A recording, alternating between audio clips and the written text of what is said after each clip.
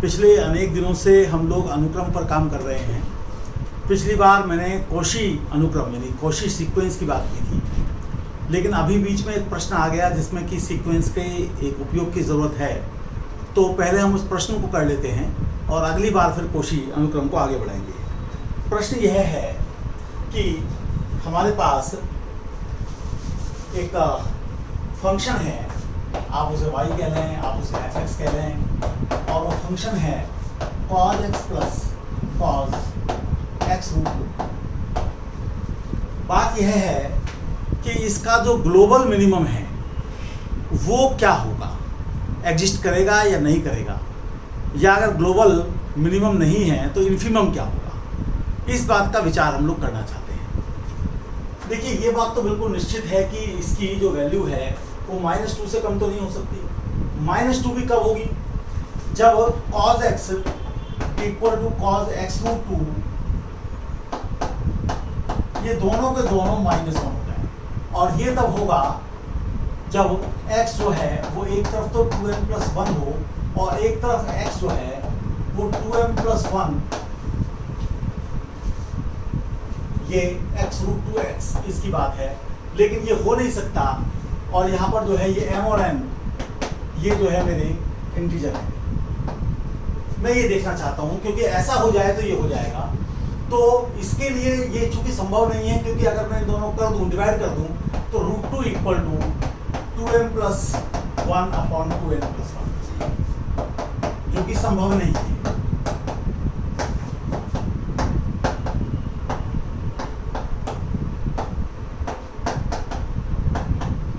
तो ये तो बात बिल्कुल साफ है कि -2 वैल्यू नहीं आ सकती।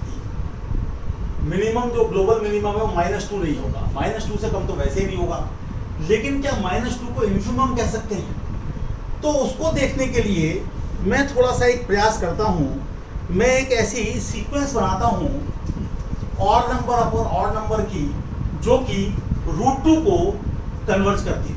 तो उसके लिए मैं मानता हूँ एक सीक्वेंस बनाने का प्रयास है odd integer upon odd integer, और अप्रोच करें वो रूट 2, इसका मैं प्रयास करूँगा। तो माना कि x जो है वो रूट 2 है, तो इससे मेरे पास x² - 1 इक्वल टू 1 आ गया। और इससे मेरे पास, मैं जब इसे आगे बढ़ाऊंगा तो मेरे पास x - 1 तो 1 अपॉन x प्लस 1 बनेगा, और उससे मेरे पास x जो है वो x plus 2 upon x plus 1 बन जाएगा। तो मैं एक सीक्वेंस लेता हूँ xn plus 1 equal to xn plus 2 upon xn plus 1। तो इसकी वजह से ये सीक्वेंस रूट 2 को कन्वर्ट करेगी। और मैं ये मान लेता हूँ कि n जो है वो ग्रेटर देन इक्वल टू 1 है, और शुरुआत में x1 मैं 1 ले लेता हूँ, जो कि एक अप्रोक्सीमेशन है रूट 2 का, और ये 1/1 है, तो इस प्रकार की फॉर्म का भी है। तो इसको मैं लेके चलता हूँ। मैं थोड़ा सा कुछ वैल्यूज निकाल लेता हूँ, तो उससे मुझे एक आइडिया हो जाएगा। तो x2 मेरा कितना आ रहा है, तो x2 मेरा आ रहा है, जब मैं निकालूंगा x2 को, x1 को 1 रखूंगा, यहाँ इनको 1 रखूंगा, तो ये मेरे पास आ जाएगा, ये नीचे की तरफ मेरे पास 1 है, मेरे पास आ जाएगा ये 3/2। अगली बार मैं फिर निकालूंगा x3, तो मैं n को 2 रखूंगा, यहाँ पर x2 हो जाएगा, 3/2 हो जाएगा, तो ये 2 दूनी 4 7 हो जाएगा, और ये जो है 5 हो जाएगा। फिर मैं x4 निकालूंगा, तो मैं 7/5 रखूंगा, 5 दूनी 10 और 7 17 हो जाएगा, और यहाँ पर 5 और 7 12 हो जाएगा। और फिर मैं x5 निकालूंगा, तो x5 मेरे पास, मैं जब 17/12 रखूंगा, 12 दूनी 24 हो जाएगा, 24 और 17 41 हो जाएगा। और यहाँ पर मैं रखूंगा तो 12 और 17 मेरे पास मिलकर 29 हो जाएगा। तो इस प्रकार से मेरे पास वैल्यूज हैं। तो थोड़ा हम इसको देख लेते हैं किस प्रकार की सीक्वेंस है ये। हम यहाँ पर हैं, ये रूट 2 है, पहली बार में यहाँ पर ये x1 है। फिर इसके बाद मैं निकालता हूँ अगला x2 3/2, तो मैं यहाँ चला जाऊँ और मैं देखता हूँ कि पहले के मुकाबले में ज़्यादा पास चला गया हूँ रूट 2 के। इसके बाद मैं x3 निकालता हूँ, 7/5 निकालता हूँ, वो मेरे पास इधर आ जाता है और वो और नज़दीक आ जाता है रूट 2 के। फिर मैं x4 निकालता हूँ, अगर मैं इसे डिवाइड करके देखूँ तो ये क्वांटिटी मेरे पास इधर आ जाएगी, थोड़ा और नज़दीक आ जाएगी, इसे मैं x4 कहूँगा। फिर मैं x5 निकालूंगा तो इधर आ जाएगी, वो थोड़ा इधर की तरफ आ जाएगी और पास आ जाएगी। तो हम इस प्रकार से ही देखते हैं कि मेरे पास जो स्थिति बन रही है वो किस प्रकार की स्थिति बन रही है। सीक्वेंस तो जरूर मेरे पास ये है, लेकिन मेरे पास जो स्थिति बन रही है वो ये बन रही है।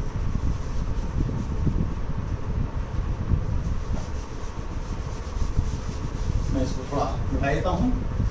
स्थिति ये बन रही है, एक तरफ से तो x1 less than x3 less than x5, ये x5 है, और डॉट डॉट डॉट, और फिर यहां से less than dot dot dot करते हुए ये जो है x4 होगा, फिर ये जो है x2 होगा, और इस प्रकार से मेरे पास आएगा। तो मेरे पास जो x2n सब सीक्वेंस है तथा x2n प्लस 1 xn के उपानुक्रम है।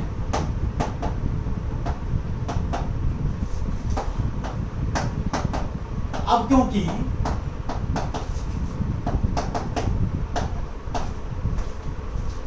xn कन्वर्जेस टू √2, क्योंकि आप लिमिट लगा के देख लीजिए, इसे L कह दीजिए आप, ये L plus 1 upon L plus 2 upon L plus 1 हो जाएगा। सिंप्लीफाई करने पर √2 आ जाएगा। दो वैल्यूज आएंगी, नेगेटिव वैल्यू को एडॉप्ट नहीं करेंगे क्योंकि हमारे सारे जो टर्म्स हैं वो पॉजिटिव हैं। तो इसका मतलब ये है कि x2n और x2n प्लस 1 दोनों के दोनों हमारे जो है कन्वर्ज करेंगे √2। ये आप इंडक्शन से दिखा सकते हैं कि ये वाली जो सीक्वेंस है ये डिक्रीजिंग है और ये वाली जो सीक्वेंस है ये इंक्रीजिंग है। तो इस प्रकार का मामला है। अब जरा इसका हम लाभ उठाने की बात सोचते हैं। हम ये देख रहे हैं कि जो हमारे पास ये वाली सीक्वेंस आ रही है x2n प्लस 1, इसके दोनों के दोनों टर्म न्यूमरेटर और डिनोमिनेटर वो हमेशा ऑड नंबर आ रहे हैं। जैसे x1 देखा था 1/1 आया था, x3 देखा था तो 7/5 आया था।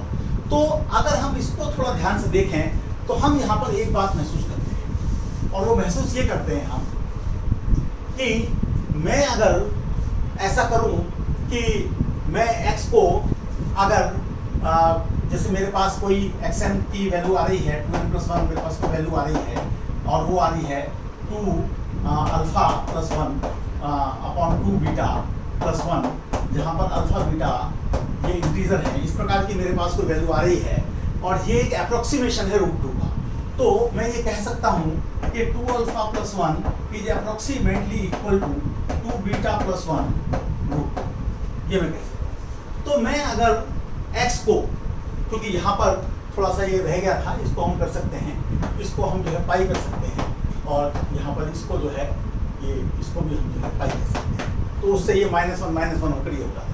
तो यदि मैं x की जगह पर यहाँ पर x की जगह पर 2 अल्फा प्लस 1 रखूँ या 2 बीटा प्लस 1 रखूँ, तो x को यदि x 2 बीटा प्लस 1 और ये मेरे पास पाई है, तो उससे क्या होगा कि ये वाली जो क्वांटिटी है fx ये क्या बनेगी। तो इसको अगर मैं देखूं तो मेरे पास जो स्थिति आएगी वो इस प्रकार की आएगी, cos 2 beta plus 1 pi plus cos x जगह पर 2 बीटा प्लस 1 रखा है तो 2 बीटा प्लस 1 पाई √2 हो जाएगा, और 2 बीटा प्लस 1 √2 जो है वो 2 अल्फा प्लस 1 है, तो ये 2 अल्फा प्लस 1 पाई हो जाएगा। अब ये जो दोनों की दोनों वैल्यूज हैं, जैसे मैं ये लेता हूं ये दोनों वैल्यूज, तो चूंकि ये एग्जैक्टली इक्वल नहीं था इसके, इसलिए ये भी अप्रोक्सीमेटली इसके इक्वल होगा। जब x को आप ये रखेंगे तो x को रखने पर ये अप्रोक्सीमेटली इसके इक्वल होगा, और जो कि -2 के बराबर है। तो चूंकि हमारी ये सीक्वेंस √2 को कन्वर्ज कर रही है, तो हम हमेशा ऐसे अल्फा और बीटा चूज कर सकते हैं कि ये वैल्यू जितना चाहे उतना √2 के नज़दीक हो जाए, यानी कि ये वैल्यू जितना चाहे इसके नज़दीक हो जाए। इसका मतलब ये है कि ये जो वैल्यू है जितना चाहे उतना -2 के नज़दीक आ सकती है। तो इसका मतलब ये है कि इसका जो परिसर है, f का परिसर, जिसको अंग्रेजी में हम रेंज कहते हैं, वो हमारे पास हो जाएगा आप देख सकते हैं कि x को 0 रखेंगे तो 2 आएगा, तो -2 से लेकर और 2 तक हो जाएगा। और -2 जो है f का निम्नक यानी कि इन्फीमम, वो जो है -2, वो -2 इसलिए होगा क्योंकि हम हमेशा ऐसे अल्फा और बीटा चूज कर सकते हैं जो इंटीजर हैं कि जब x2n+1 ये आए और अगर हम इसको जो है थोड़ा सा और आगे ले जाएंगे, n को और बड़ा करते चले जाएंगे, तो ये क्वांटिटी और √2 के नज़दीक होती जाएगी, यानी ये क्वांटिटी और जो है ये जो है हमारे √2 को कन्वर्ट कर रहा है, ये क्वांटिटी ऑलमोस्ट इसके इक्वल होती जाएगी। और जब आप अपने फंक्शन में x को ये रखेंगे तो ये वैल्यू एग्जैक्टली तो इसके इक्वल नहीं होगी, क्योंकि आप यहाँ पर जब 2β+1 √2 लिख रहे हैं तो 2β+1 √2 को आप 2α+1 से रिप्लेस कर रहे हैं, जो एग्जैक्टली इक्वल नहीं है, इसलिए फंक्शन अप्रोक्सीमेटली इसके इक्वल होगा और वो एग्जैक्टली -2 होगा। तो fx जो है वो अप्रोच करेगा -2 को जैसे जैसे हमारे अल्फा और बीटा बड़े होंगे, जैसे जैसे n हमारा बड़ा होगा। तो मैं ये बताना चाहता था कि जो सीक्वेंस का हमारा तरीका है उससे हम ये सुनिश्चित करने में सफल रहे कि हमारी मिनिमम वैल्यू कभी नहीं आएगी, लेकिन इन्फीमम आएगा और वो -2 होगा। और किस प्रकार से हमने अनुक्रम का निर्माण किया, किस प्रकार से हमने अनुक्रम में जो है ये देखा कि ऐसी जो अनुक्रम है, जो सबसीक्वेंस है, उपानुक्रम है, जिसके न्यूमरेटर और डिनोमिनेटर दोनों के दोनों इंटीजर हैं, लेकिन वो ऑड इंटीजर हैं, तो उसको हमने ले लिया और उससे हमारा काम काफी निकल गया। तो ये एक सुंदर तरीका हमारे पास निकल गया कि जिससे हम ये दिखा सके कि इन्फीमम जो है वो वाकई -2